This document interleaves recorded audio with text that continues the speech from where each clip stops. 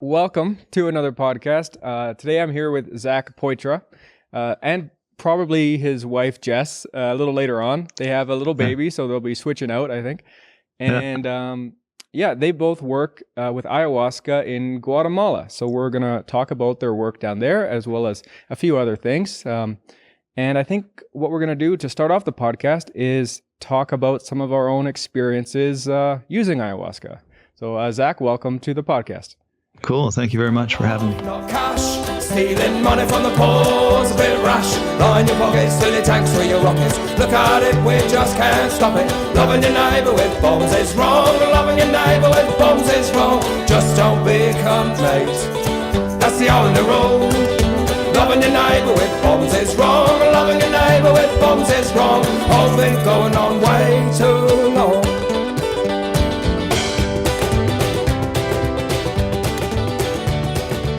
I signed up for a 5-ceremony plus a tree dieta, shamanic tree dieta as part of the retreat. And it was over, I want to say 10 days. It might have been less, might have been around 8. Anyway, really excited, hear all these stories. I read the article in National Geographic. I was very, very excited to get in there and drink the medicine. Yeah. And it was a big dud. There was a couple of tracers, and that didn't even really feel nauseous. Didn't even have to go to the bathroom. Right, not even And that I was, yeah, and I was kind of pissed off leaving ceremony because Blue Morpho is famous for being one of the more expensive places to go to. Right, yeah.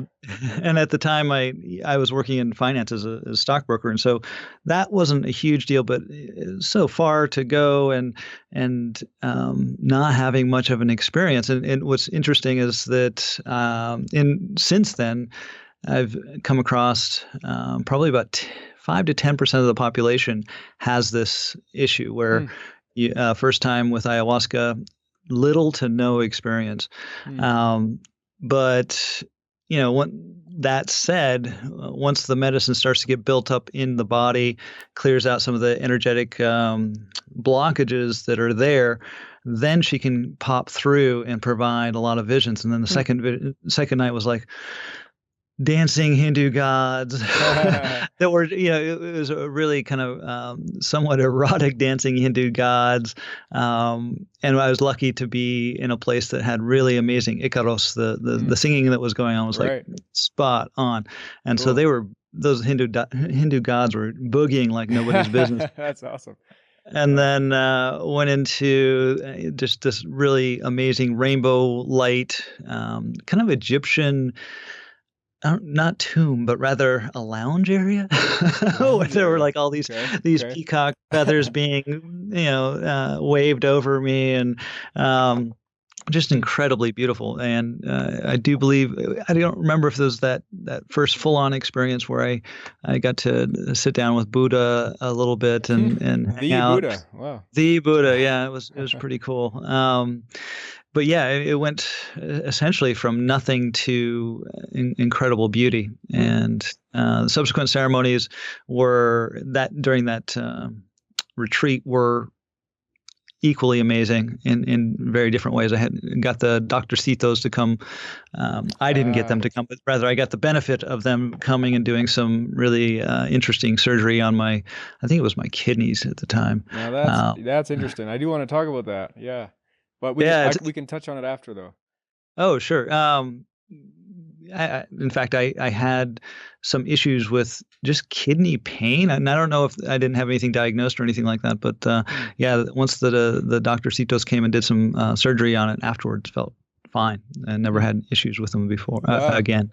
That's really interesting. So that's a very positive, pretty fun kind of experience you had. Yeah, I feel like I started off my relationship with ayahuasca in a very positive way, whereas again, that's very contra to my experience over the last, I'm like 10 years now, 9 years of facilitating and leading ceremony and so forth. Right. And there are some people who kind of breeze through and have amazing experiences all the way through, but So many times there's that initial, particularly in the beginning, initial cleansing period where it's a lot of purging and a lot of working through trauma or other issues that, emotional issues that one might have. So, yeah, I felt really lucky that I didn't have any of that the first round of 5 ceremonies. It was still challenging, but I did not have my ass handed to me per se. Yeah. Definitely felt like it was work, but maybe it's just the way I'm built that I just enjoy that kind of work. Yeah. That said, probably ceremony 10 to 15 were really rough. And working through, and this was when I started to study the medicine seriously, and I had some specific goals on doing some purification for the work, and that was really hard. But even so, I'm at, like, I would say more than 1,500 ceremonies currently, and every once in a while, I will have a tough ceremony. Maybe you could just touch on what made those 10 to 15. What made those difficult? Was it a physical difficulty, pain, or anything, or was it like scary things that were hard to see or feel? Well, there was an aspect in my energetic body that needed to be cleaned out that had been identified by my teacher. And we just decided, okay, we're going to go for it. We're going to clean this out. And I said, all right, let's do it. Let's do 10 ceremonies in a row. I'm going to do a dieta, shamanic dieta on top of that, which is actually the foundation of the cleaning or purification. And we just went in there, and it was just, it was almost like the visions that I had. It was like I was in and this isn't exact. This is the best that I can explain. I was in a swamp, and there's this underwater swamp monster, kind of snaky thing, but it wasn't a snake. Right. Maybe a big fish. Who knows? That was avoiding the medicine and avoiding the work, and I could feel my teacher going after it, and I was going after it, and it was slippery, and there's just this process of it'd be swishing around and going for it and grabbing it and trying to get rid of it and getting away and purging and. So would you view that, would you interpret that as like a part of yourself that you weren't facing or something, and you were trying to grab a hold of it and integrate it? That would be the way I would look at it now. Right.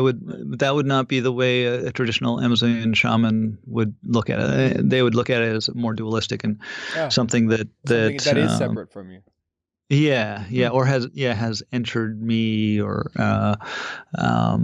needs to be extracted. Huh. Okay. Yeah. Right. Yeah. Interesting. So it's a different view than what I currently hold, though. Okay. Yeah. Cool. Yeah. Well, maybe I'll share an experience of my own with ayahuasca, and then it relates to those Doctorcitos as well, and then we can maybe talk about those a little bit.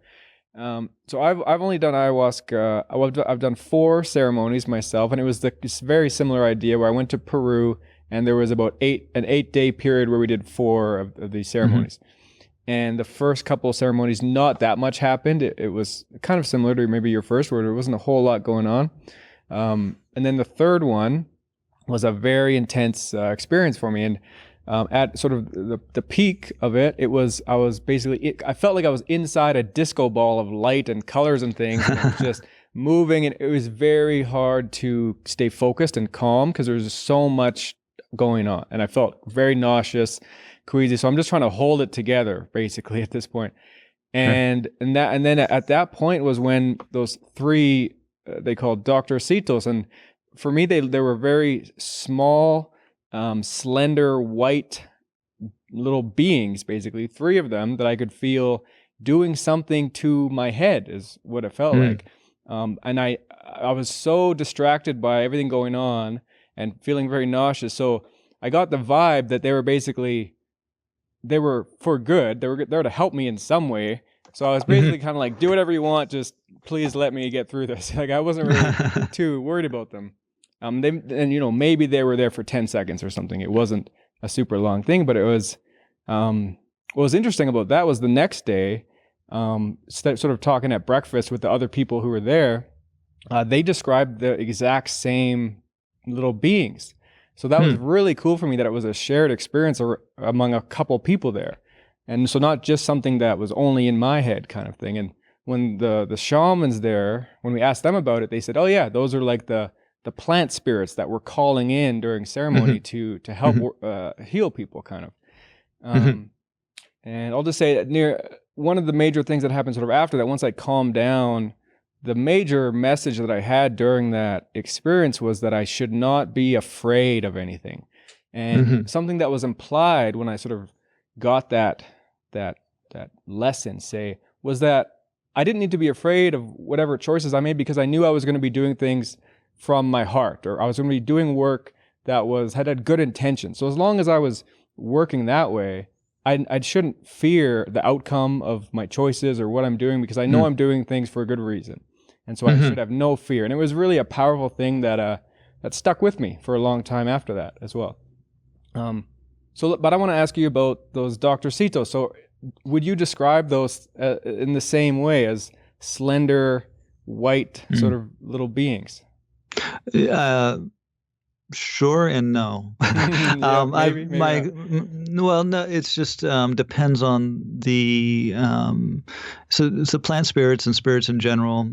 They are like people. They have different personalities. They have different ways they look. And all of those differences come through our individual filters. So Doctorcitos, the way I would describe identifying them would be when they come up to you and literally start cutting into you. Right, working on your body. That seems like something shared among that. Exactly. Yeah, I mean, I've personally seen Doctorcitos that look like machines, and it looks like being lasered open with a laser handsaw kind of thing. Wow. And then I've had some that are,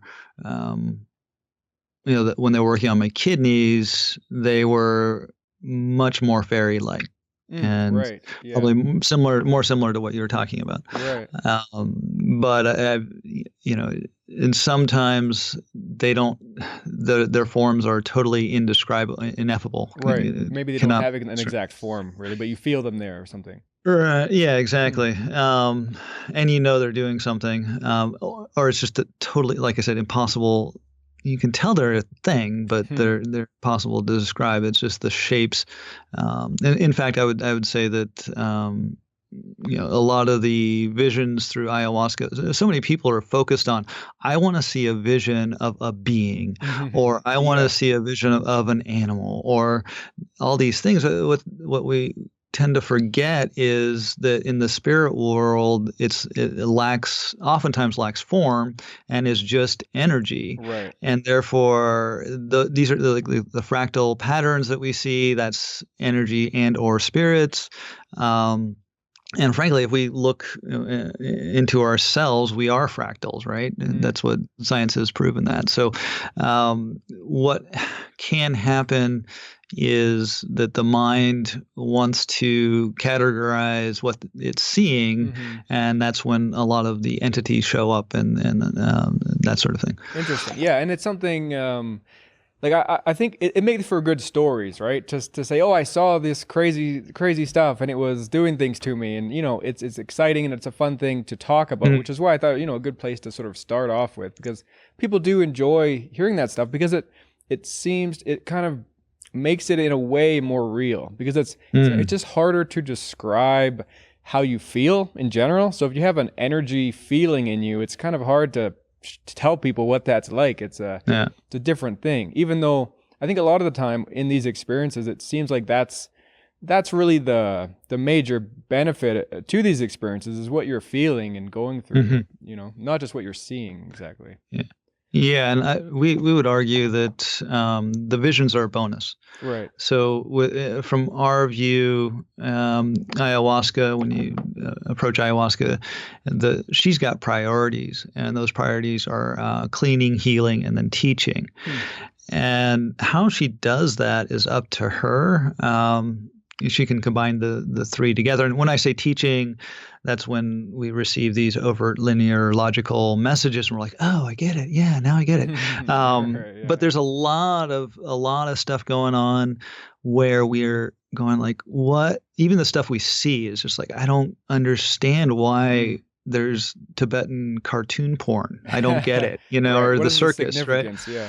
Right. And so I would argue that she's working on the nonlinear, non-logical subconscious. And I would also argue that's more important because we're working with about 3 to 5% of our mind is conscious, and 97 to 95% is subconscious, and that's where the crap is, right? The stuff that we don't know that we don't know is. And so when we have an experience where we're just like, I don't know what happened, but something has shifted, one can feel that shift. I would argue those experiences are more powerful, and this is where I was just talking with a guy the other day, hardcore entrepreneur. He went through a retreat with us, went home, lives in LA, and walks outside and sees a bunch of homeless people in tents. Normally he'd be pissed off. But after his ayahuasca experience, he's like, "Oh, hey, homeless people, I hope you had a good night's sleep." Right? So this is something he did not receive a message about during his retreat. Oh, I see. But Yeah. something had shifted such that his relationship with the rest of the world, particularly homeless people in this case, or Right. obviously has shifted. Right. And I think this is what's going on in this nonlinear, non-logical level when we don't. That's one really thing I've heard reported from psychedelic use in general, that people sort of report being more, you could say, being more open to new ideas, but also more empathetic to others. You feel more connected to people in the world around you. That's kind of like, it seems like a, I don't know, side effect sometimes of going into these experiences and having these mystical kind of experiences. Yeah. Yeah, that shared empathy with people who are suffering and things. Yeah. And I would actually say that's one thing that a lot of people come to us and talk about is their lack of connection with the rest of the world, their lack of connection with other people, their lack of connection with the divine. And the way we look at ayahuasca is special in the sense that she goes through very much like, very similar to the approach of either Ayurveda or Chinese medicine, where they talk about meridians and nadis, the energy system. And if you have blockages in those in that system, it's going to cause dis-ease, and that can manifest at first in terms of not feeling connected, not feeling connected with the divine in particular. And all of those systems, including ayahuasca, goes through and clears out those channels such that once the process is finished, there is more space in those channels. They're operating at a more efficient level, and they are operating, hopefully, I mean, not everyone's going to get cured, so to speak, or in one round, but there's going to be things are going to be operating more efficiently, and then people notice consistently wow, I connect with people, my family, my friends, and strangers in a very different way. I feel them. And we also feel like, or not feel, but we've noticed that there's an opportunity after an ayahuasca retreat to start doing practices that continue that work, like meditation, qigong, things that are connecting you on keeping that work going, facilitating a similar thing in people. Yeah, it's funny. Exactly. Well, even like talking about how the connection thing and how that seems to be a huge part of this type of work is that connection. And we know just socially, if people are isolated in any form, isolation tends to lead to problems for people. We're very social people. So when people are isolated, they're more prone to depression and anxiety and all these things. So obviously if these experiences are facilitating that feeling of connection to anything, whatever it is, that's helpful for people. It's like fundamental and necessary for well-being for people. Absolutely. But yeah, Well, oh, go ahead. Sorry. Yeah. I was just going to say, and to pile on to that point, the ayahuasca retreat, the way it's done currently, I don't think it was done this way traditionally. You have groups of people coming together, and they all have various things they're working on. And from the get-go, you are in this community for a week or so, and so it's almost, and you can watch these people. They come in, they're all posturing. They have a certain amount of mask up, not always, but generally there's this, a certain amount of standoffishness. And then you watch this progression of people coming closer and closer and closer together. And by the end of the retreat, they're all best friends. And that's, it's almost like you're getting a lesson on how to connect. Are you still there? Yeah, I'm still there. I can hear you, but your video just froze. But I know, like I was about to say that I could identify with what you were talking about when you're talking about that group dynamic in there, because that's for sure, like, it was a really fun part of that experience of going to like a retreat place to do it, because you really bond with those people. You're kind of in it together, and then you end up sharing your experiences together and all that kind of thing. So it really was a nice, like a fun part of the whole experience. Like on one hand, it is an individual thing to go through these ayahuasca experiences, but also to share it with people is a lot of fun too. It's cool. Yeah. Well, it's almost, one might look at it like society has been teaching us, not over, it's not like it's not a conspiracy or anything like that. Maybe it is, who knows?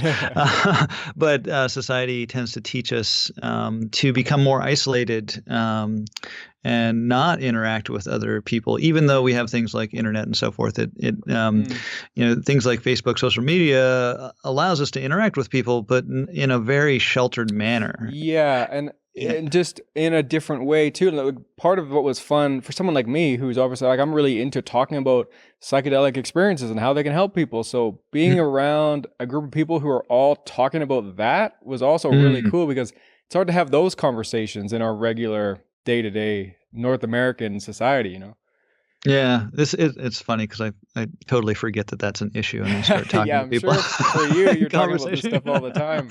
That's your work. Well, but then I get caught out in just a random conversation with somebody. I'm like, oh yeah, talk go about back to some of your old ex-coworkers in the financial area. I'm sure it'll be harder to have those chats. Yeah, although they're actually some good friends have come down and worked with us. Really. So that's in the finance world, there's a lot more particularly in that institutional realm, like hedge funds and mutual funds, or more hedge funds because they're a little crazy. At my office, they used to say, "Hey, they don't care what you do outside of work as long as you get to the meeting at 5:00 in the morning. They don't care if you have smoking results. Crackle. Exactly, as long as you're making money, they don't care. Right. Yeah. So whatever helps you do that, go for it. I'd like to touch back on those Doctorcitos, right? So that word Doctorcitos, that means little doctors, right? Yeah. And so, do you view it?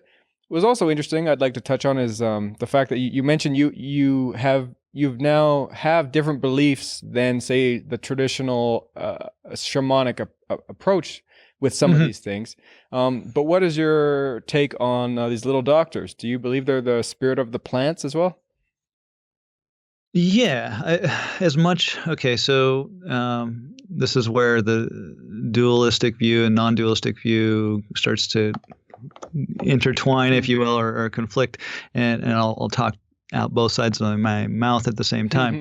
So, if we are using the view that there are other people exist, right, and that because a non-dual view would be like, no, everybody's inside of me, and we're just one, and that sort of thing.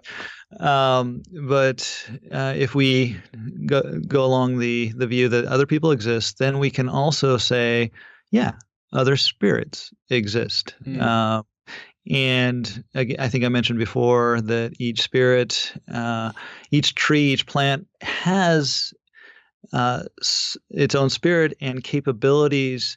And it's often in our lineage, we talk about the tree spirits having spirits inside the tree spirit itself, both positive and not so positive.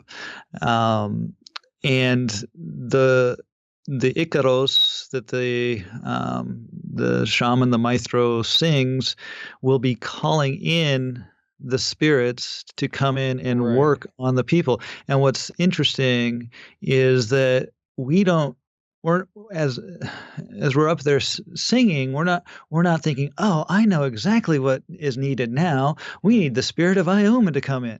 No, we have create a relationship with ayahuasca and with the spirits of the plants that we have done shamanic diets with. And that's why we do a shamanic diet, is to create that relationship, such that ayahuasca, when we drink it, she opens us up, and then she uses us as a vessel to deliver the appropriate Icaro for the situation. Such that through the Icaro, that'll bring in the plant spirits that are not only out there in the spirit world, but also in our bodies, because we've dieted that tree or plant. Right. So they come through, but we are not deciding when to sing that particular Icaro or call on that particular plant. The ayahuasca is actually telling us what to sing and when. Go ahead. Well, so you could say it's either more very intuitive or just sort of more like having faith and trust in this ayahuasca relationship and really putting it on the ayahuasca itself to act through you. That's a really interesting idea. Exactly. That's exactly the latter is exactly the approach. In fact, when I drink ayahuasca before ceremony, part of my intention is, okay, I'm handing the reins over to ayahuasca such that this work can be done safely and effectively, because I have more trust in ayahuasca than I do my mind. I like that idea. Go ahead. The mind gets in the way. I was just going to say the mind gets in the way, and throughout my training and in Peru and then subsequent self-training afterwards, because there's never an end to that, right? I've found that the more I just get out of the way and become a clear vessel for the medicine to flow through, the more effective it is. Not I, because I'm not there, right? I'm just the container. So I would say I'm hearing some of this stuff. It makes me a little bit skeptical, for one, like a little bit of just like, really? Okay, I don't know. But it's pretty woo-woo. Yeah, a little bit. what I really like just about that idea at all, just that it at least removes the power from the individual shaman a bit. It's like they're not the ones healing everyone in the room. It's like giving up that to like, hey, I'm just the vessel. I'm just here to help guide and create a safe space, but it's working through you, kind of thing. And that's, I think, at least that's a good conceptual sort of psychology to have when doing this kind of work, because that kind of power trip is an issue. It's a pitfall. It's a huge issue, and particularly when we have the situation we have down in Peru now, where we have a lot of money and tourists going down and working with a culture that has not been it doesn't have the foundational, I don't want to say training, but they just have, it's very much like a sports star coming from a lower income neighborhood suddenly becomes a sports star and has all this money and so that the same thing happens, right? The ego can get out of whack, and it's a very similar situation, right? That's interesting.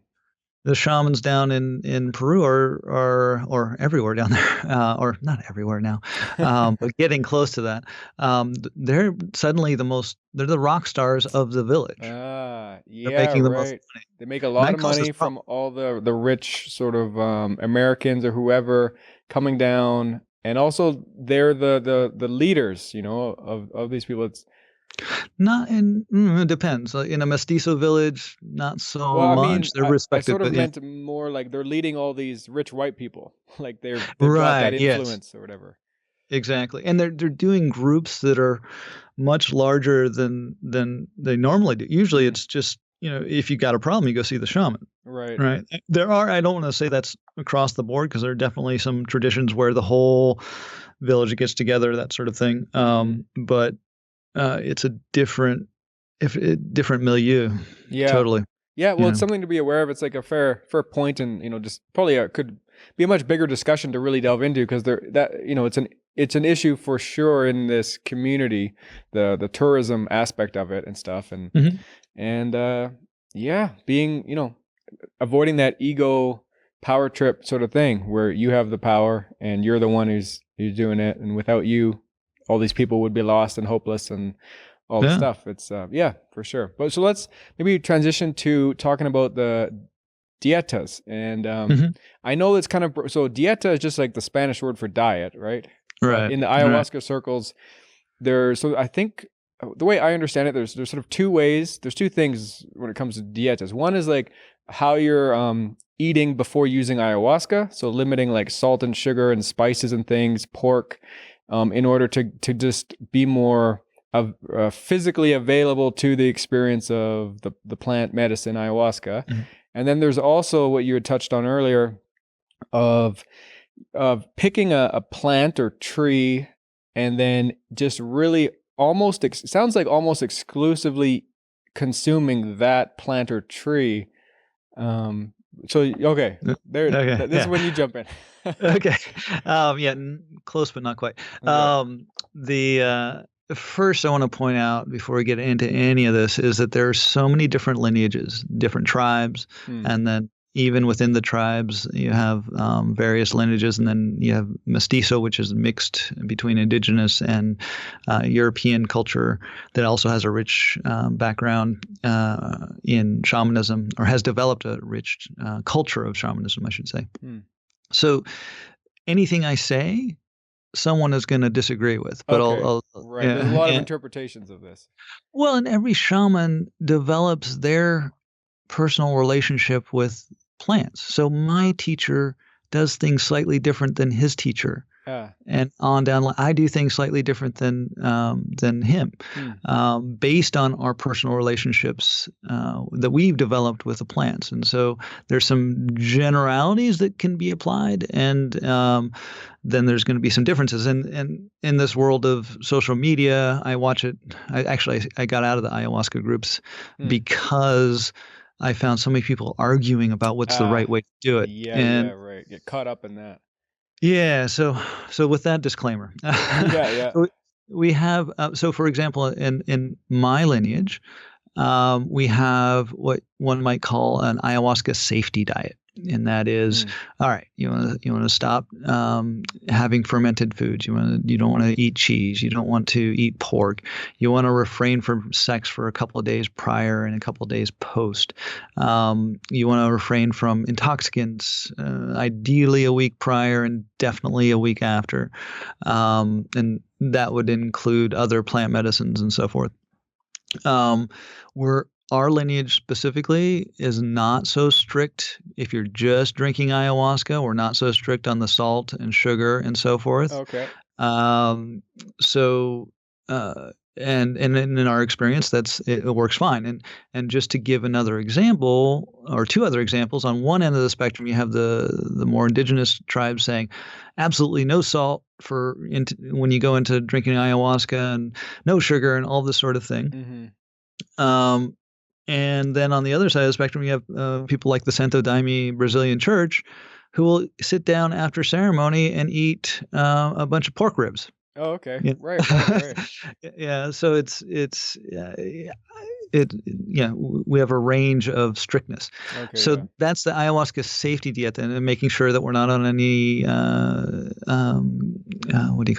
medications that would conflict with ayahuasca. Right. Obviously, like I've heard, like safety. SSRI, depressants can have a negative effect and things. Even things like antihistamines are really dangerous. So we got to be, if you're drinking ayahuasca with anybody, just whatever you're taking, just let them know, and they can they can go through the list and figure that out.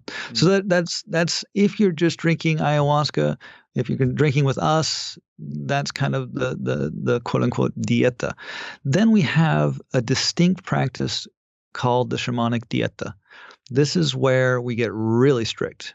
Okay. Where we and what we're doing is we're choosing a tree or plant that we want to form a relationship with, learn from the plant its wisdom, and also its medicine, how it works and what it can do.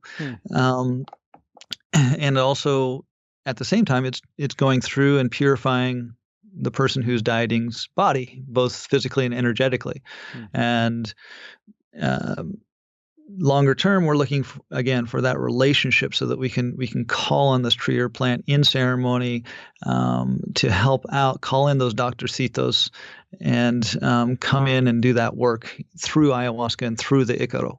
So that practice in our lineage, again, this is where the amount of time that one puts towards a dieta can be depending on the lineage.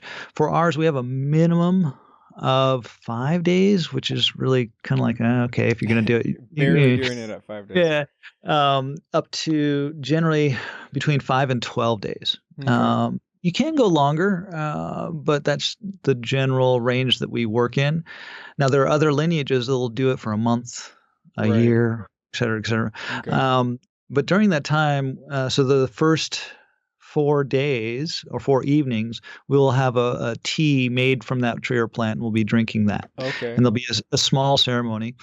And but during that time, you're refraining from the salt, sugar, oil, fruit, generally just having white food. So chicken, eggs, yuca, potatoes, rice, fish. But we've pulled some greens in there. Our view is that the dieta is a time where you want to remove as many distractions as possible and focus in on working with that tree spirit. So food is a big distraction. If it tastes sweet, if it tastes salty, you're like, yeah. Okay. You get into it. Whereas, and there's this other idea that gets bounced around, that the dieta food is food that can keep in the jungle.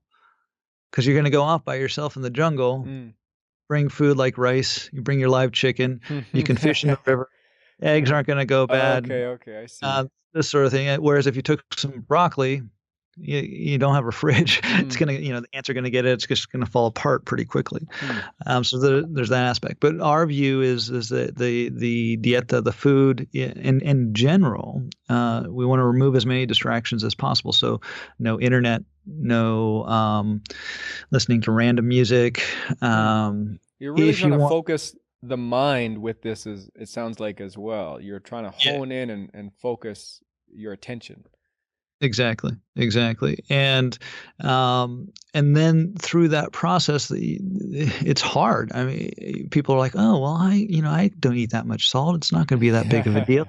Yeah, well, wait until day 3 when you can't move because you don't have any energy, which is a combination. Most of the Western people will be like, oh, well, it's because, why is that? And it's like, well, the salt is part of it. We rely on salt for energy. But then it's the plant is going through and cleaning you out, and it's exhausting. It's very much like a however long your dieta is a very long ayahuasca ceremony. It can be that's the analogy, because it's a process of cleaning, bringing stuff to the surface. And we have we do it 2 ways. We'll do a dieta by itself without any ayahuasca, or we'll mix in ayahuasca. I personally prefer to separate them. When I do my practice, I just do a shamanic dieta, and then at the end I'll do some ayahuasca ceremonies to look back at it. But from a time standpoint, we offer on our retreats, we offer the option to do shamanic dieta as part of the retreat. So you can combine the two, but it's harder. I mean, it's it sounds like they're both fairly taxing. I mean, somewhat, on the body. Totally. So I've got a few questions about the dieta. So when you're eating all this other food that you're allowed to eat, are you trying to eat small amounts as well? Or are you eating till you're full and being satiated throughout the day? Well, that's the funny thing is when you pull out all these things like salt and sugar and oil, you'll be satiated for about 10 minutes and then you'll be hungry again. So you just get used to being Okay. hungry. Right. And we recommend that it's just breakfast and lunch because you're drinking the tea at night. Okay. But we offer some very bland snacks just to if people are freaking out because they're so hungry. Also, when you're drinking the tea made from whichever plant you're choosing, Mhm. are you trying to? How much of that are you trying to consume? Are you only drinking it at night? Or are you drinking it throughout the day? Are you trying to drink gallons of it to get as much in your body as you can? Or Just 4 cups over 4 days, so 1 cup a night. Oh, okay, small amount. It wouldn't. Yeah, and it's people are shocked at the effects of the dieta, and we my experience has been I'll start talking about it with people who work with us in ayahuasca, and they'll be like, yeah, whatever, I don't really get it, and even in this podcast, I don't. It wouldn't surprise me if people are like, what? They don't get the dieta, and it's hard to get it without actually going through it. But the benefits are, dude, you end the dieta by taking salt, and as soon as you take that salt, suddenly energy just comes shooting back within like 10 minutes. It's like, wow. And it's like this euphoric thing after suffering for however many days you're on dieta. And, the plant or tree that's being dieted shows up a lot in dreams and things like, I mean, there's, for example, we started, and this is not traditionally Amazonian plant to work with in this way, but we started working with cacao down in Guatemala because cacao is such a big part of the Guatemalan cosmology.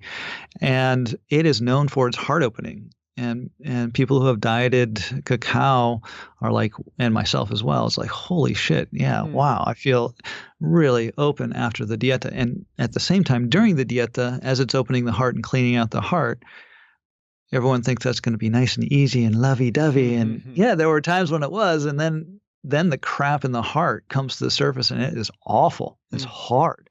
And this is without any psychoactive substance, right? This is just drinking cacao. Right. This is interesting. I've thought about doing it with something native to the area I live, which is northern Canada, like maybe like a pine tree or something.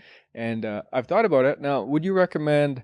It sounds like I should expect to be fairly low energy if I were going to try something like this. So it would maybe be hard to have to go to work, work a regular job every day and be on a dieta. Yeah, so part of the dieta is you don't interact with outside world, and you don't. Again, it's a distraction, and also you're open energetically, so you don't want to be taking on a bunch of other stuff that people are carrying around with them. Taking this time to go inward and take some time for yourself, and it's kind of like a little retreat for yourself. So if I were going to do it, maybe I would want to go rent a cabin out in the woods and spend a week there and do this or something and work on writing or something. I don't know. Yeah, we actually would for the first 1 or 2 would not recommend anyone doing it alone. On their own. It's kind of it's again, people don't understand how when we do a dieta retreat for people, we are actually having to do shamanic work on people on a regular basis throughout the retreat itself during the day. The emotions come up, all kinds of stuff comes to the surface. They have headaches, all the stuff they need help with, and we're happy for people to do the shamanic dieta on their own once they've learned how to do it, because it's so confusing. There are so many rules that people have to keep in track. I constantly even during dieta, can we eat this? Can we do this? Can we do that? No, yes, yes. And so it's again, we're part of our view is that we want to empower people to help themselves and do this work on their own. But there's some things that are just not not ready for. And so dieta is one of them. And then, serving ayahuasca is something that takes years and years of training. And we never suggest that people do that on their own either, until they've gone through that training. So yeah, I mean, do it under guidance. Just if you're going to try this, it can be, taxing and potentially dangerous. Who knows? Maybe for certain people's physicality, people might respond differently, and their emotional stability. Right. Yeah. It's hard for Westerners to understand that these trees and plants are powerful, even though they're not psychoactive like ayahuasca. Right. Until one has gone through it, we've got people who have done like 4 or 5 dietas and are like, nah, I'm never doing a dieta on my own. There's no fucking way. Because they now understand. It's really interesting. It's an interesting idea. Like I'm kind of open to it at this point, but I can see that like the ayahuasca is one thing, but this dieta idea is something I could see people being so skeptical of. It's such a funny idea. Like we're gonna build a relationship to the plant around us by ingesting it, and but it's interesting. I mean, I'm kind of open to it these days because I'm curious about this relationship we have to these psychedelic plants. Like whether I would just talk to someone about the Wachuma cactus that he uses with mescaline in it, and it's similar to the peyote. And I talk a lot about psilocybin mushrooms and ayahuasca, and these are all things that are natural. These plants just grow naturally, or these fungi grow, and it feels like it's kind of cool that they offer this experience to us. They have these chemicals in them, and it's a way. It's like it is kind of like we're communicating with them, or they're communicating with us, or there's some kind of relationship there. And obviously, if it's a psychedelic experience, it's very intense and tangible. But because of my openness to that, I'm kind of open to like maybe other plants don't have these psychedelic sort of things in them, but maybe they have other ways of communicating or something. It's It's kind of like trying to explain to somebody who's never done a psychedelic why they should do a psychedelic. It's very hard. Yeah. It's trying to explain an LSD experience to someone, they're just gonna be like, "You're nuts." You're crazy. Yeah. But once that experience is there, you're like, "Oh, okay, I see the value in that." And Well, I'm very curious about it. I would maybe one day I'll be able to either come down, maybe pay you guys a visit or something, and do one with you, or find a way to work with someone else who can help me. But it'd be something worth trying. I feel like I would like to try, and because where I live, it'd be nice to do it with something native to where I live. Like that'd be fairly cool. Yeah, and that's something that we've done. I had a period of time back in the States where I was continue to work with doing the dieta, and I've done dietas with redwood, which is extremely powerful, oak, cypress, juniper. I've had a friend who's worked with pine, worked with the banyan tree or Bodhi tree, all these North American trees and plants, and I think that they are actually more relevant to North Americans because they have the wisdom as they have grown up in our environment, and they grow, they live longer. The trees in the jungle don't live very long. They grow fast and big and strong. But the topsoil is such that there's only a couple inches of topsoil, so that a strong wind comes along and blows a bunch of them over. They don't live very long. Yeah. Actually, it reminds me of something I forgot I was going to ask you about.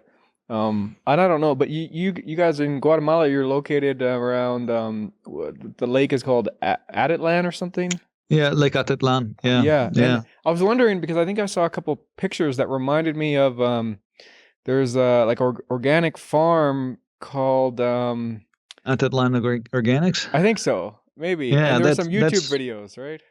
That's the guy who owns Bamboo House, which is the retreat center we use. Okay. Also owns Atitlan Organics, and so he has a permaculture farm that supplies us. I just randomly found their YouTube channel a while ago because I have backyard chickens here where I live, and I was looking up some chicken raising techniques, and I just stumbled across his videos. And there's this guy. The main guy I think his name was Chad. Yeah, he was really cool guy. He was so funny and like charismatic that I just ended up watching all the videos because he was just such a funny guy. Like, and And he had a lot Yeah. to teach and stuff too. A lot of knowledge in that area of farming, organic farming. Yeah, and he puts on permaculture courses and also natural building courses. And so he uses the retreat center for his stuff, and then he lets us use I see. use it for our retreats. And he, as part of our retreats, we have all the guests go with him up to the farm, and he does a little tour and talk. He does it in a way that's super, as you know, is super entertaining and relevant to everybody, not just people who want to farm. Yeah. But it gets people to think about their food in a different way and in a fun way. Yeah, He's really totally. really cool. That's really cool. It's cool that you guys are connected. Just right. I just think I saw a picture on your website maybe of like the chicken coop he has or whatever. And I saw the stonework along the bottom of it. I've seen that before somewhere. Yeah, totally. Yeah. So actually, maybe now would be a good time if Jess is still available. Since we're talking about diets and things, I kind of wanted to ask her about her diet that she adopted to help with that arthritis that she had. Sure. Yeah. Hold on, I'll go grab her and be right back. Okay, cool. Thanks, man. It was really good talking to you too. I hope maybe you can come back afterward too and just say bye before you have to go or whatever. But yeah, totally. We'll do the switch out again. Hold on. Okay. Cool. It's good to meet you. It's nice to meet you. Thanks for talking to me. We're planning to all talk together, but with the little one motoring around, it's a little hard. It would have been difficult to bring him in here. Yeah, for sure. So I'm glad we get to connect a little bit anyway. Before I think Zach mentioned he does have a time limit today. I think he said 2:45 or 3:45 or something. So we'll see how long we have to talk. But okay. Yeah, we'll make the most of it. Yeah. Maybe a good place to start, actually, where Zach and I started, we just both shared an ayahuasca experience as a way to just sort of kick it off and things. He talked about his first time using ayahuasca and how the first time nothing really happened, and then the second time a lot happened. So maybe that would be a cool place to start if you wanted to share one of your own experiences. Sure. Well, it's always good to start with the first time. Okay, yeah. The first time for me, a lot happened. Okay, cool. The first time I drank ayahuasca was actually with Zach and his two students. But we were out in the woods, and the first thing that happened was that the trees started talking to me. Wow, okay. And they became very fractal. And they were huge trees. They looked very imposing, but at the same time, they were telling me that they were there to protect me. And then I had a vision of a red cobra, a huge red cobra coming over my body. Wow. And then the cobra hood unfurled and then wrapped my body inside. Oh, wow. And then I disappeared. I was completely gone. I was nothing and everything. And when I actually came back into my body, I had to really remind myself that I was a human being, that I was on planet Earth. My name is Jess, and I'm drinking ayahuasca. Okay, got it. Right. And I got to watch my body decompose and sink into the earth. Like and I would become nothing again, like 5 different times, and I would just get sucked back into my body and have to remind myself all of that every single time, and it was really amazing. Yeah, that is amazing. It's funny that it seems like snakes are very common in some of ayahuasca experiences. Yes, yes, she appears as a snake. So when you see a snake during an ayahuasca vision, usually that is ayahuasca. Is that right? Oh, that's interesting. Oh, wow. So sometimes she's chasing you down, and sometimes she's giving you a great big hug, or depends what kind of mood she's in, I suppose. I guess so. I suppose I've gone down the mouth of a snake before in a vision, and also my body has become many multicolored snakes before, but it never feels scary. Okay, it's always but the snakes never seem to be scary to me. Cool. Okay. Well, cool. Yeah. So speaking about your body, one of the things I was really excited to ask you about was, some of the difficulty you went through with rheumatoid arthritis, right? Yeah. And that, Zach and I were talking about the dieta before, and how limiting diet can help people in certain ways. And it sounds like that's one of the ways you really sounds like cured this rheumatoid arthritis. Maybe you could talk a little bit about what that was like. Yes. So before I ever knew anything about ayahuasca or ever ventured into that realm, I was I was 26 and diagnosed with rheumatoid arthritis. And basically I was in a condition where I was really hard to get out of bed until 2 o'clock in the afternoon. It was really difficult to go up and down stairs. And I was on some really expensive medication. I went the pharmaceutical route because I didn't know any better. So I was doing that for about 2 years. And it cost $17,000 a year to be on this medication. Wow. Because nothing else worked. Yeah, and if I didn't take it, it was like I wouldn't be able to hold a coffee cup. No, is that because it was so painful? Yes, excruciatingly painful. Wow. Everything was painful. Yikes. Yeah, it was really tough. It was hard to drive a car or turn a doorknob. So it was kind of like I don't really have a choice. I have to. Well, I didn't think I had a choice. I had to be on this medication. Right. Well, $17,000 a year is not sustainable. That's a and lot. After 2 years, I couldn't do it anymore. But my doctor recommended me for a trial medication.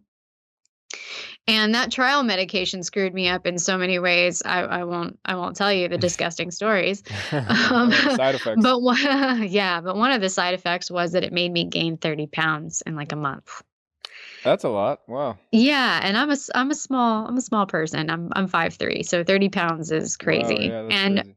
Not to mention that I had been very athletic beforehand. I was into CrossFit and competing in CrossFit, and I was also a whitewater kayaker.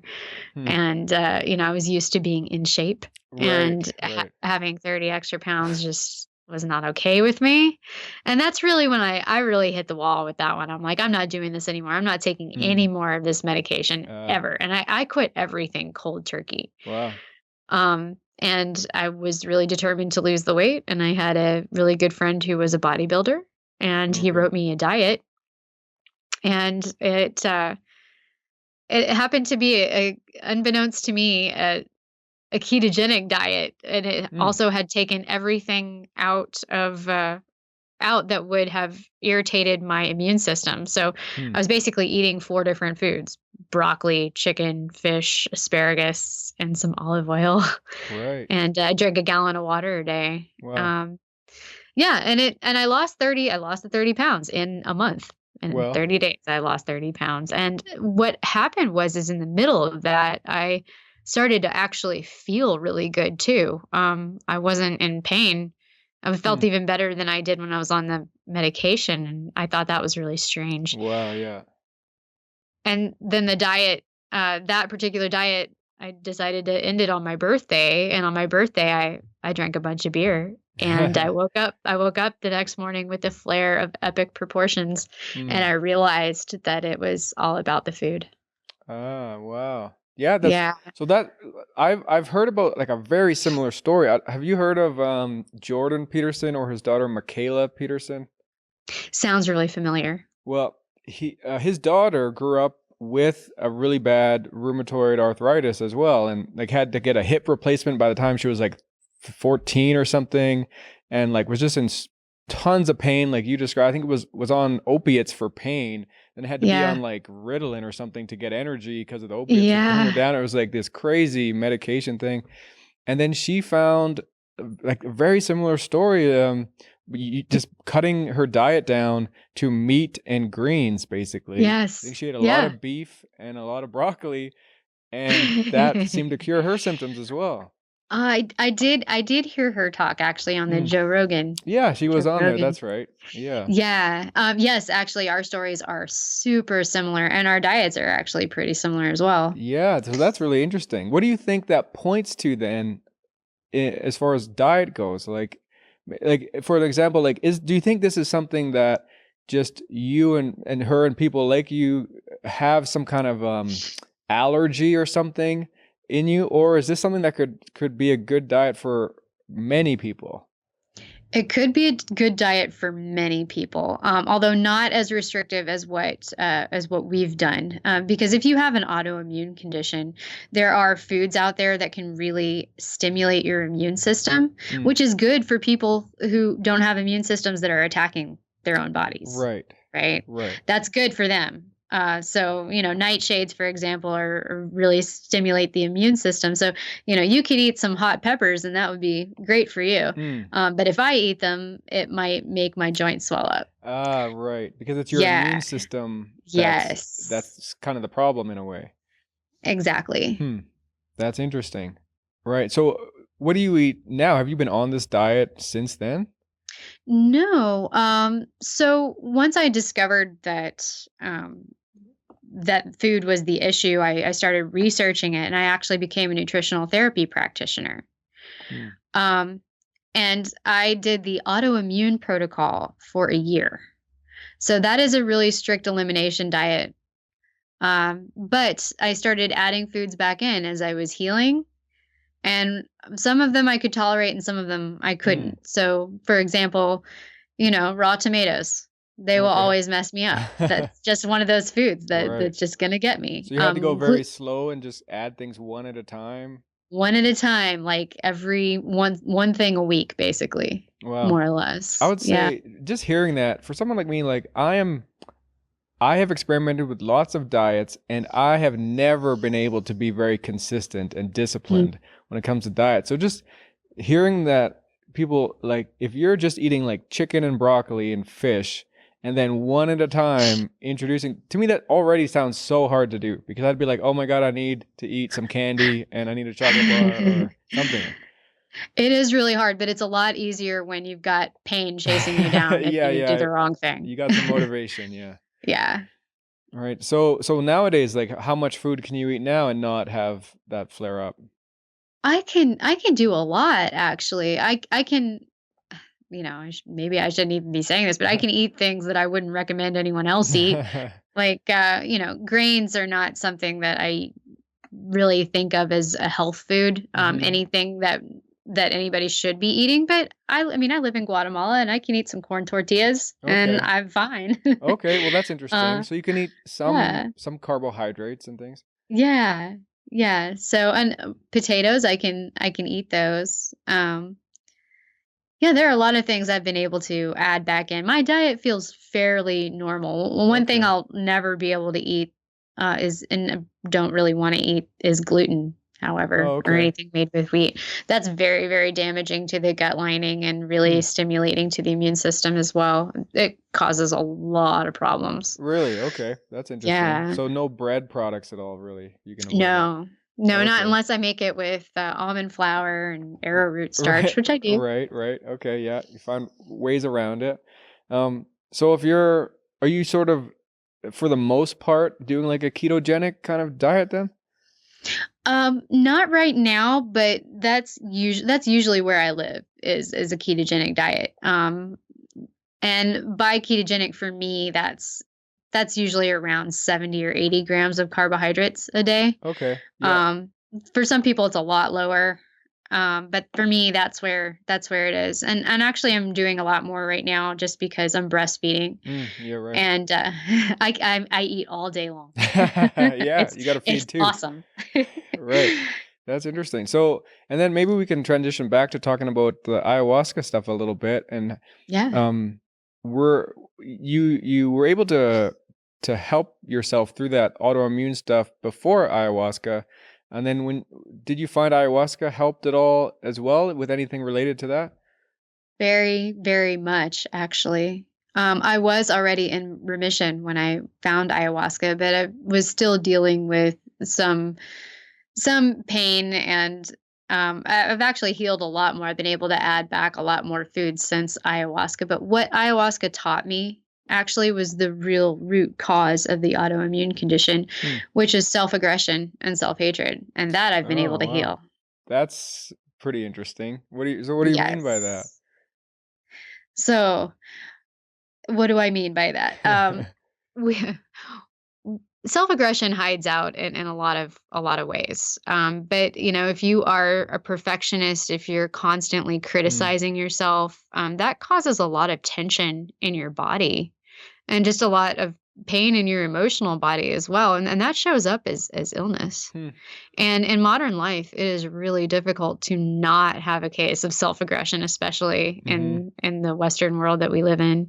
For sure. There's a lot of pressure. Yeah, I've talked to people about that idea a lot on this podcast. Well, one of the people I've spoken to recently, she's someone who lives up where I live in the Yukon in Canada, and her name is Ruth. And she talked about, she kind of works with people's energies, is kind of how she puts it. But she talked about unconditional kindness being a very helpful thing for people who are really hard on themselves, who kind of beat themselves up about little things a lot. And that can go a long way, physically, mentally, and spiritually, wherever, Yeah. So that's actually a very well-known practice in Buddhism called Maitri. And it's basically saturating yourself with the medicine of your own heart, your own love and unconditional acceptance. And when you do that, it makes your love for everyone else and everything else in your life exponentially more powerful. It's pretty good healing. Yeah, it makes sense. And so going back maybe to when this, because you didn't have this rheumatoid arthritis from the time you were born, right? You kind of came on like later in life, and I know that I had read that you were in law school and I don't know if you finished law school and were practicing as a lawyer. Is that right? Yes, in Turkey. Oh, in Turkey. Okay. Yeah, in Istanbul. And was that around the time that this came on? Oh yeah. This happened in the middle of law school. Oh, in law school. Okay. Wow. Yes. So when you have a lot of stress, a lot of studying, and a lot of pressure on you. That's absolutely what triggered it. Wow. Beyond a shadow of a doubt. Right. So that combined with maybe the like you said, putting a lot of pressure on yourself, beating yourself up a lot about things, you think that just all that stress led to these physical painful issues. Yes. Wow. Well, I mean, think about it. If you are constantly putting out the energy that you aren't good enough, that you have to prove yourself, that if you're constantly picking on yourself, eventually your body's gonna take note and pick on itself for you. Right. It'll kind of like that self-fulfilling prophecy sort of idea, that you tell yourself something enough, it's gonna happen. Right. You start, whether in your mind you've actually conceptualized it as self-hatred. Eventually that's what it comes down to. And if you are resisting your own being enough, your body will respond. Yeah. So it's pretty amazing. I know, so Zach talked about that he was in sort of finance, working with mutual funds or something like that, financial things. And then have you since quit practicing law? Or are you still work in that field at all? Oh, absolutely. I quit that 7 months in. 7 months in. Yeah, I did not practice for long. It didn't take me long to realize that I can't do something for 90 to 100 hours a week if I don't love it. Oh my God, if it doesn't, if it's not fulfilling to me, especially being in my early 20s.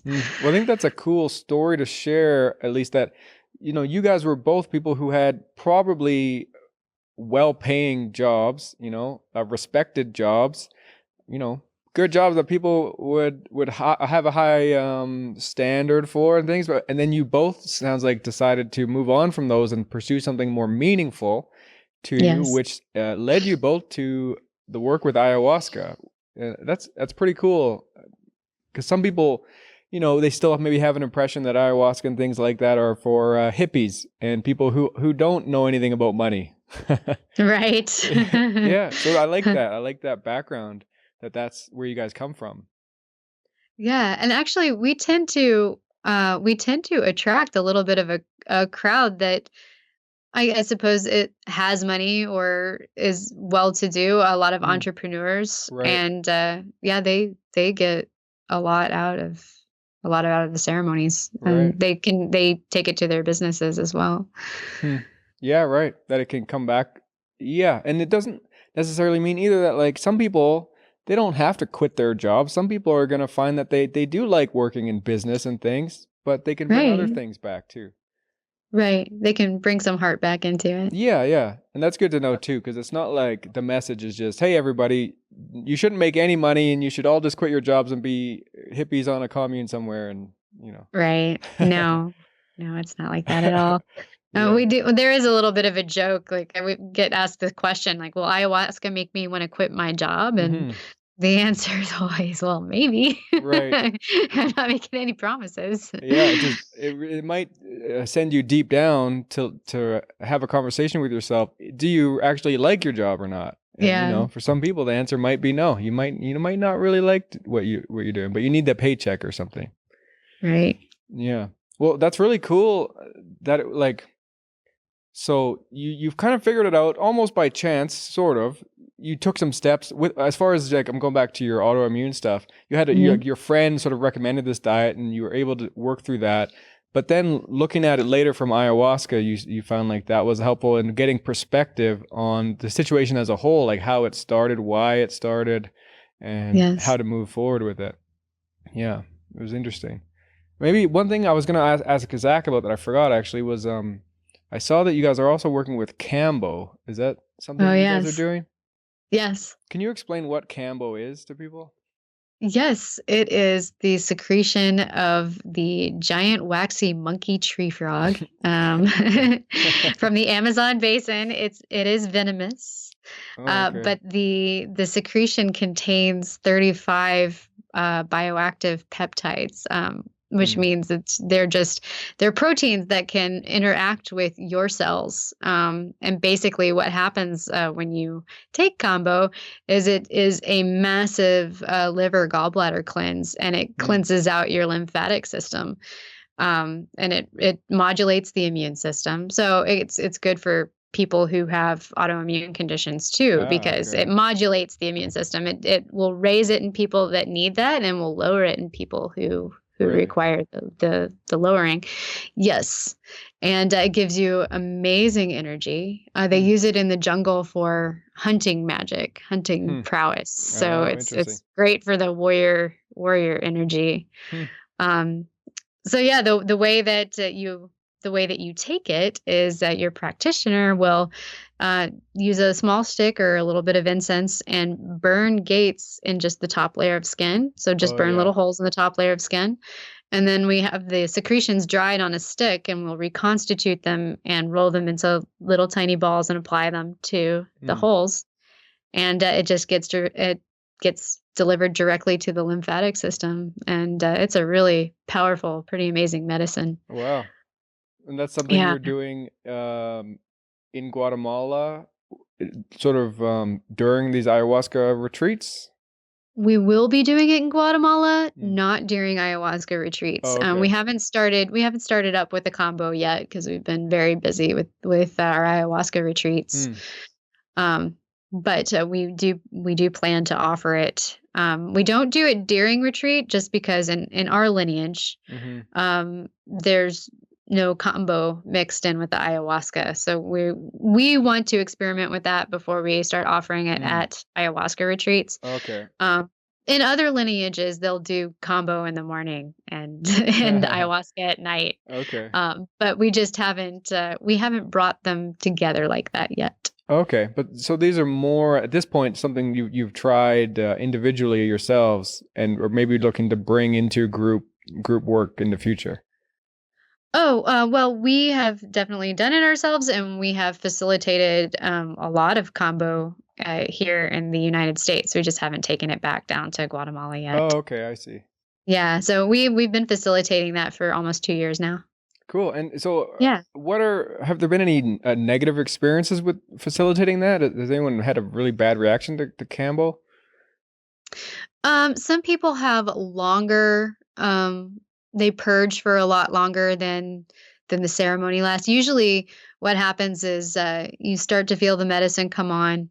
You'll have about 5 to 10 minutes of feeling a lot of intensity, a lot of energy in the body, and then you'll purge. And by purge, I mean throw up a lot. Sounds fun. Yeah, it feels really good when you do it. And then you rest for a little while, like 20 minutes. You might take a nap, and then you wake up and you feel pretty good. Okay. But sometimes people will go a little longer, like especially people with, I think, upper GI issues. So anybody with ulcers or some kind of gut flora imbalance that's really out of whack, they might have a little bit of a harder time with it. But I've only seen that twice. Okay.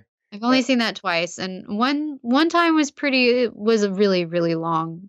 It was kind of overnight for him, and then the other girl, it just lasted, 4 hours, when really it should be like a 20 to 40 minute thing. Okay, I see. And so when it goes bad, it's just people who have like really upset stomachs and are sort of like dry heaving or things for long periods of time, or yeah, they'll just feel like purging for a lot longer than the normal person. But yeah, we've done combo with a lot of people, and I haven't seen it happen that often. And when something like that does happen, it's not like it's very dangerous. You just have to make sure that you're getting enough minerals and drinking enough water so you don't get dehydrated. Right. So that's sort of okay. It's not like, it's not going to be fatal or something. No. Yeah. No. They'll be okay. It's nothing like that. You might, Yes. it might feel like some food poisoning for a few hours or something. Yeah. Maybe along those lines. Yeah. I mean, it's not even like that. It's just not even yeah. Bad. Okay. Yeah. I mean, when I did ayahuasca, I've been to, like, I spoke with Zach a little bit, shared an experience I had. I've been to one retreat in Peru where we were there for 8 days, and there was one guy who was there. I've actually talked to him on the podcast. He's a veteran of the U.S. Army. He was in Iraq, and he was at the ayahuasca retreat with me. And when he took ayahuasca the first time, he had a really negative physical sort of experience with it, where all night he was dry heaving, and when we all woke up the next day, he was still sort of bent over the railing, like clutching his stomach, and it was just kind of due to like some kind of physical blockage he had going on, and someone there was able to help sort of massage that out, and then it opened him up and he was okay. But just sometimes with this kind of thing, you never know. Some people might just have negative reactions and things. So yeah, well, the negative stuff is usually, the stuff that's getting cleaned out coming up to the surface. That's true. And that's how he actually described it when I asked him about it as well. It was, he was like, yeah, from the outside, I probably looked like I was about to die, but he was like, this whole time I was battling this demon that was like inside of me, and I was, it was working things out for sure. Yeah. Cool. Well, maybe, I think Zach probably has to go soon. Maybe I'll ask you to switch back, and Zach can wrap up with me, and you guys can. And before you go too, if you want to promote anything, let the audience know where they can find you and Zach and. Oh yes, definitely. Yeah, please check out ayahuascafamily.com. Okay. Yeah. And that's us. Okay, that's the easiest way to get a hold of you guys and find out your retreats and stuff like that. Yep, absolutely. Yeah. Okay, well that's easy. Ayahuascafamily.com. And because the name of your group there is, it's like Ayahuasca Family, but in Spanish, right? La Familia Ayahuasca. Yeah. Okay. Cool. Yeah. I figured you'd pronounce it better than me, so. We're your mom and pop ayahuasca shop. Yeah, right. Yeah, literally. Cool. Okay. Okay, well, I'll hand you back over to Zach. All right. Yeah. Nice chatting with you. Thanks for talking to me. Nice to chat. Yes.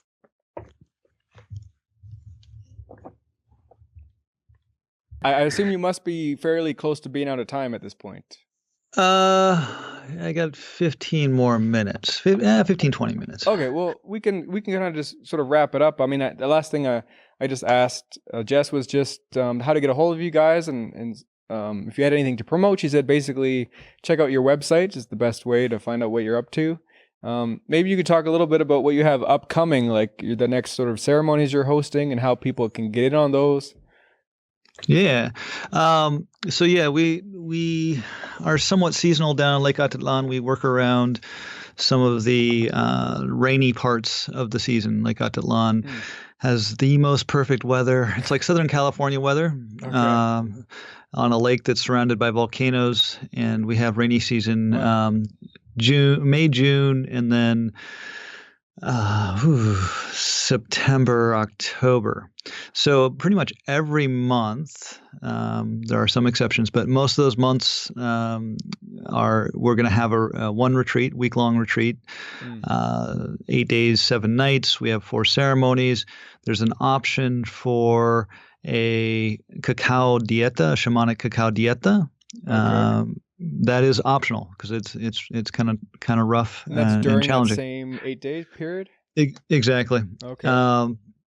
And then as part of the retreat, we also, in addition to the 4 ceremonies, we have a Mayan fire ceremony, we have a cacao ceremony, we have a tour of the Atitlan Organics, the permaculture farm, which is really cool, run by Shad, and he's super entertaining. If you are not on the dieta, you're on Lake Atitlan, and you can go out and explore Lake Atitlan while you're there. If you are on that dieta, you're not going anywhere, which is why it's optional.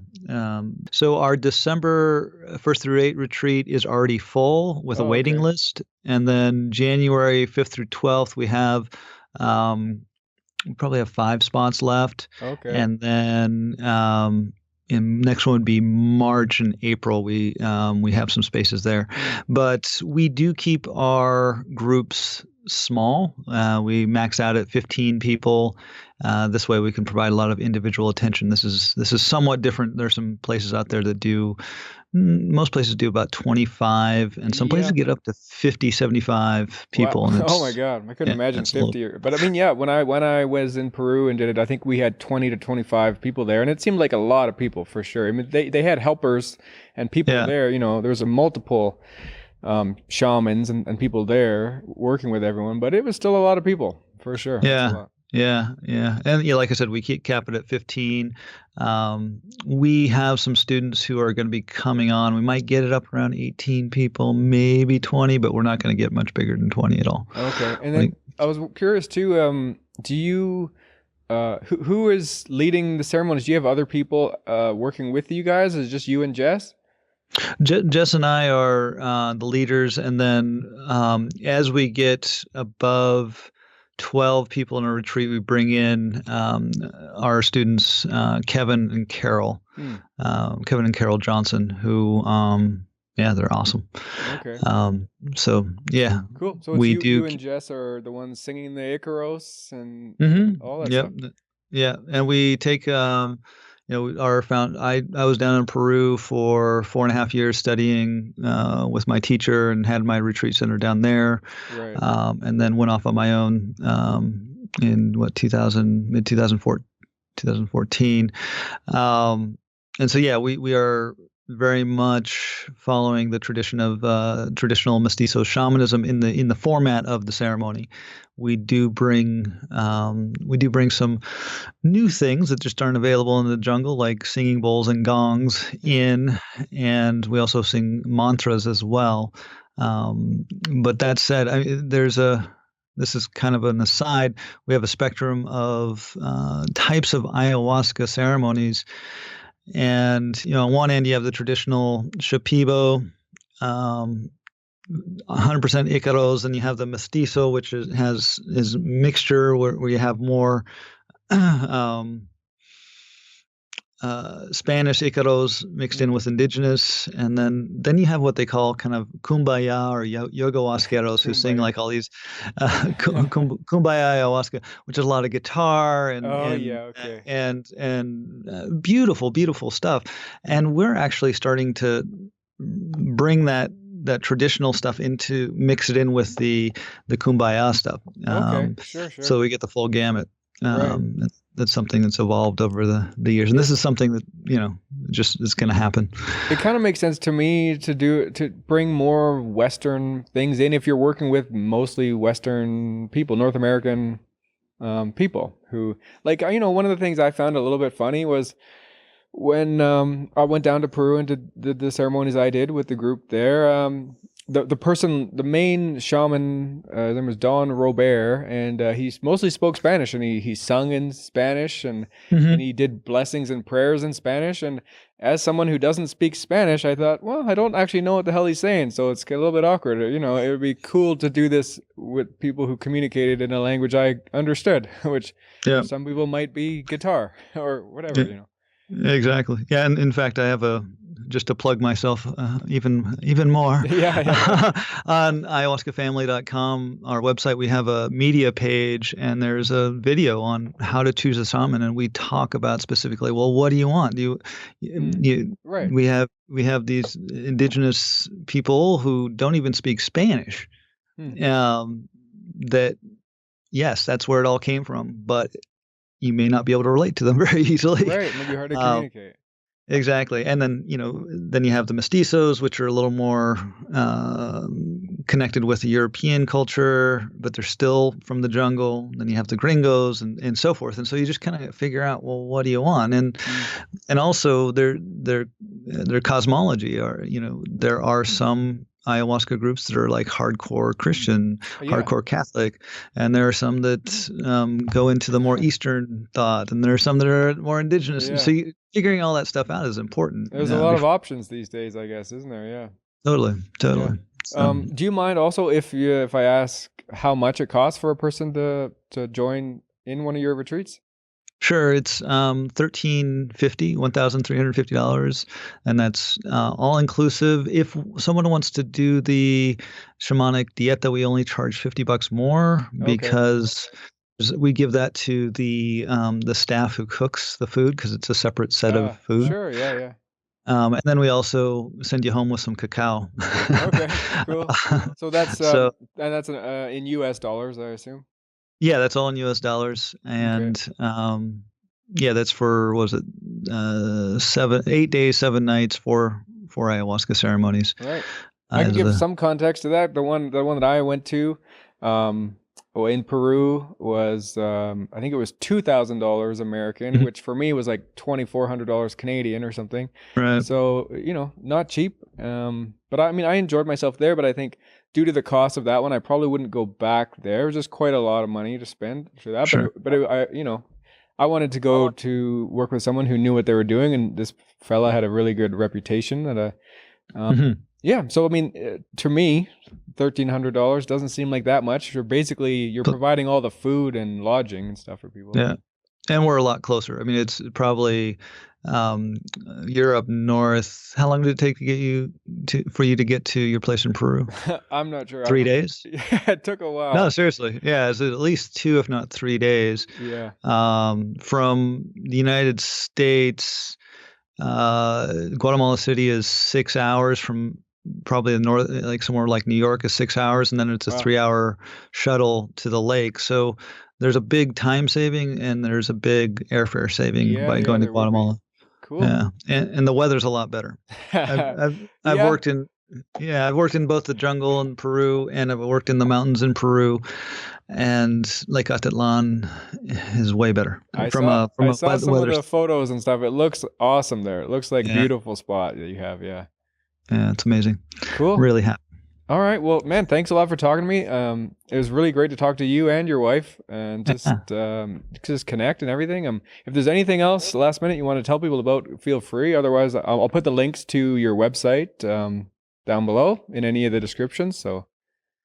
Perfect. Yeah. Thank you for allowing us the opportunity. We love talking about medicine, and we love talking about this work. We love the work. So.